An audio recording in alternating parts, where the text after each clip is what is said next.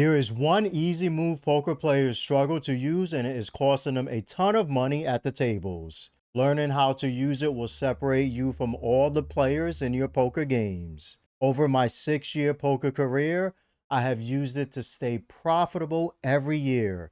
So in this video, I am going to show the many ways you can use it to win more money. There are various situations and times when we have to apply this easy move to take advantage of our opponents.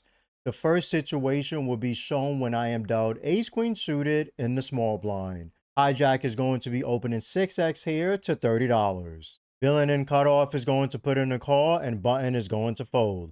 I have seen poker players in this spot feel the need to call here because they have a beautiful high equity hand. Ace queen suited is super powerful, but this is the exact time we want to use the easy move I mentioned. Instead of playing a huge $100 pot out of position to the entire table, I want to put in a 3-bet, specifically a 3-bet squeeze here due to the extra player cold calling and cutoff. I will be making it $135 to go. Now, instead of hijack being the pre-flop aggressor, I am now the aggressor, and the other players have to respect this. People in poker just do not 3-bet enough, and it is viewed as a sign of strength. It tends to be the weakest point in all of my students when I begin coaching them because they only 3-bet aces, kings, queens, and maybe sometimes ace king. It folds back around to the original opener, and even with this massive $30 raise pre-flop, they are going to fold, and villain in cutoff lets it go as well. Instead of hoping to hit a big flop out of position to both opponents, I win $65 for using this easy move against the table. I also paid no rake because we never saw a flop. I will expand on this easy move in post-flop situations now, because one problem I see is if players are finding some 3-bets, they have no clue what to do after their opponent calls. Expanding on your poker knowledge is also extremely easy with my free poker newsletter. By scanning the QR code on your screen, you will receive free tips, tricks, and hand history breakdowns to consistently win more money at the table. You can click the pinned comment to check it out as well. This time I am dealt my favorite hand in poker, the ladies in cutoff position. Opponent in hijack is a recreational player. Blinds are 510 and they will open 4x to $40. If there is a beautiful spot to be in poker, it is to the direct left of a recreational poker player. I will 3-bet here, making it $120. It is going to fold all the way back around to them, and they put in the call. Now we have a 3-bet pot in position as the 3-better situation. We go to a flop of king 6 deuce rainbow. Villain is going to check. I know many people at home would disagree with the play here, but the best option is going to be finding a continuation bet or c-bet here, even with pocket queens, and I will give a simple reason why. We have a massive range advantage as the 3-better pre-flop on this board, and our opponent is at a huge disadvantage here. This is the one board in poker for this exact situation. You get to c-bet 100% of your range. Yes, every time you see this board in this spot, you bet everything, and it will yield you more money in the long run than checking. I will c-bet and put out a wager of $70. Villain is going to put in the call. The turn comes the 8 of clubs, and they are going to check. At this point, queens can start finding some checks as it begins to become harder to get called by worse with us double barreling. I check my option. We go to the river, and it comes the jack of diamonds. Villain checks again, and once again, it is a bit too thin here to try and bet with queens in this exact line and configuration. I do decide to check back. Villain is going to turn over 7-6 offsuit. This is the exact reason you want to take the initiative and put in the 3-bets against weaker players. Can you imagine they open 4x the blinds at a 5-10 game with 7-6 offsuit from early position and still decided to call a 3-bet out of position? Money does not come free in life, but in this situation, it definitely did. Now, when I have even weaker holdings, I can 3-bet this opponent because I want to isolate them from other players at the table. I will always have the better hand with them calling these weaker holdings, making it very easy to play against them in future pots. For this next hand, I am dealt ace queen offsuit in hijack position and will be facing a stronger range here as under the gun opens $15. I see players default into calling here, but once again, we want to be the aggressor at the table.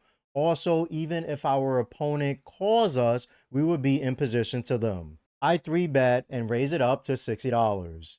It folds back around to the original opener and they put in the call. We go heads up to a flop of ace 9-9, 2 spades. Villain is going to check. This is a beautiful spot as the 3-better in position. We have top pair, second best kicker, and should have the best hand. I will be finding a c-bet here, making it $40 to go. Villain is coming along with the call. We go to the turn and it comes the 10 of spades. My opponent checks. With this turn card, things do get a bit scary because the flush came in. Being in position and being able to close the action on each street is a huge advantage here. I will use this to check my options so we can see a river for free.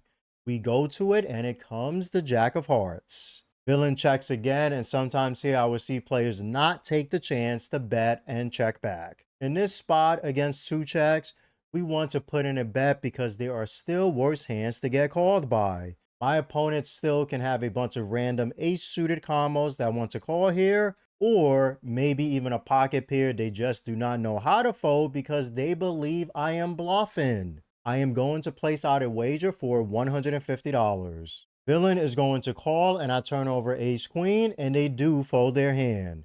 This is why we have to not be scared to bet river, and also why we should not be scared to 3-bet pre-flop so we can play bigger pots in position to our opponents. Next up, we are working on another type of 3-bet pot that is a bit more uncomfortable. We are going to play 3-bet pots out of position to the original raiser. If you have been learning a lot so far, you can learn even more with my free poker newsletter. By scanning the QR code on your screen or clicking the pinned comment, you will receive free tips, tricks, and hand history breakdowns to consistently win more money at the tables. I am dealt queen jack suited in small blind position and blinds are 1-3 with a $6 straddle on. Hijack finds an open for $20 and villain and cutoff puts in the call.